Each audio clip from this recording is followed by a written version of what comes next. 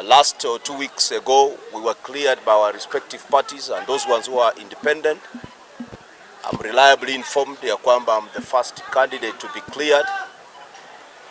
Na sasa tumemalizana na IEBC. Tunaanza safari yetu.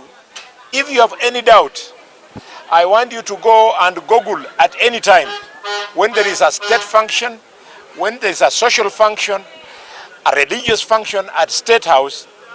The presidential standard of the president is not green, it is not blue, it is not orange, it is yellow, yellow, yellow, with a wheelbarrow.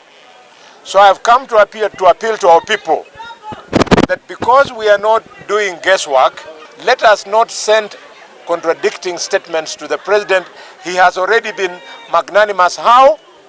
Thanks to your vote, the people of Bungoma, today the Speaker of the Republic of Kenya in the National Assembly, the third most powerful politician in Kenya, is from our community, Moses Masiga Wetangula.